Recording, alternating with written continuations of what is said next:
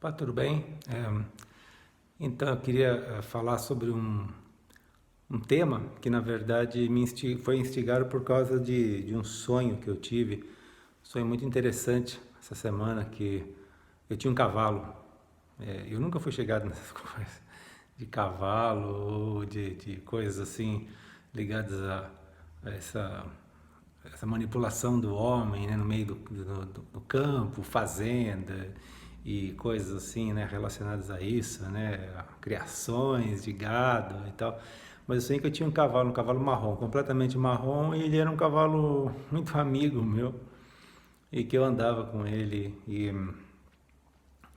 eu praticamente andava assim, quase que sem sela, com o mínimo, né, de constrição, né, daquele arreio, né, aquela coisa que coloca no cavalo, né, na dentro da boca, para puxar, né, praticamente sem isso eu passava a mão no cavalo. Mas é interessante esses sonhos como eu não tenho quase essa sensação de. E se tive foi muito na minha infância, né, de cavalo, mas nunca dessa maneira tão próxima de passar a mão na cabeça e tal. E o cavalo lambia a minha mão assim, bem suavemente assim e tal.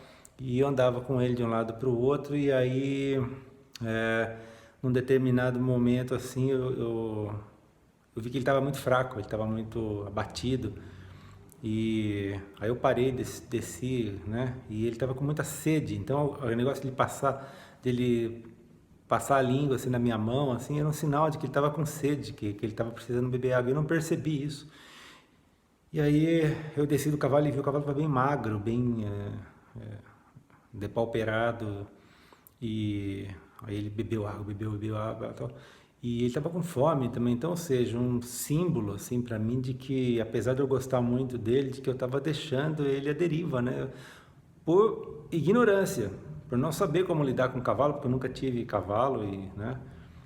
E eu fiquei pensando com relação a isso e também um curso de neurociência que eu fiz recentemente no Coursera, um extenso, um curso de 13 semanas contínuas, muito puxado, muita nomenclatura, muita coisa, que é, além do que eu já esperava, óbvio que a neurociência não sabe onde é que onde é que estão as qualidades, né? Onde tá, nas faculdades cognitivas, né? A gente estuda pormenorizadamente todo o processo, os nervos, os neurônios, os axônios, as sinapses, os neurotransmissores, as regiões cerebrais onde é processada a volição, né, de ações, decisões, mas não aonde que tudo isso é finalmente concentrado numa faculdade cognitiva, como atenção, a consciência é o máximo, né, disso, mas mesmo faculdades menores, como as percepções, como o qualitativo emerge do quantitativo, né? Tem lá todos os disparos neurais e que vão de um lado, vão para o outro, são mediados pelo tálamo, pelo hipotálamo, por regiões da medula e tal. E no final das contas a coisa é integrada numa experiência qualitativa. Isso é o problema duro da consciência, ou hard problem of consciousness, que os filósofos, né, falam que é duro, mas na verdade quer dizer que é impossível, né, praticamente pelo nosso framework atual de entendimento. E isso ficou mais uma vez comprovado no curso, mas não é esse o ponto. O ponto é que o que me chamou a atenção é que existem uma série de camadas, de decisões, de movimentos, de gestos, de expectativas, de processamentos sensoriais que acontecem, né? Independente da nossa ação. A gente percebe isso, né? Mas a gente não pensa a respeito. Como grande parte daquilo que a gente chama de personalidade de consciência está sendo regido por questões que são a parte da nossa consciência, né? Se a gente está com fome, ou se a gente está com sede, ou se a gente está com alguma carência de algum nutriente, muda a nossa personalidade, muda a maneira de agir, mudam fatores de decisão, né? De personalidade e raciocínio, né? Tem muitas coisas que mexem com isso. E nisso estou pensando no meu sonho do cavalo, e que é uma coisa que vai na direção do que pelo menos eu não conheço profundamente, mas o que eu ouvia da Umbanda ou do Candomblé, que eles falam, né, que o médium é o cavalo, né? Deixa eu trocar de mão aqui que tá doendo no meu braço, ficar segurando. E o médium é como o cavalo do espírito, da entidade, né, que vem. E eu pensei nisso no meu sonho, na neurociência, e me falei que interessante, porque realmente tem coisas que são assim, que são decisões, por exemplo, de equilíbrio, que eu estou agora equilibrando meu corpo inteiro, equilibrando essa câmera na ponta dos meus dedos, trocando de braço, e tudo isso está sendo feito independente daquilo que eu estou falando, que eu estou fazendo, não está passando pela minha ação consciente, até pela minha personalidade. Isso é cientificamente comprovado. A neurociência tem uma série de experimentos, inclusive muitos deles sádicos, né, com animais, de privar mesmo, de cortar camadas de nervos de animais, como gatos e tudo, e eles continuarem tendo, independente do bicho estar lá consciente, ele continua tendo reflexos, né, de alto desempenho, né, que estão atrelados ao indivíduo que ele é, no final das contas, mas que são processos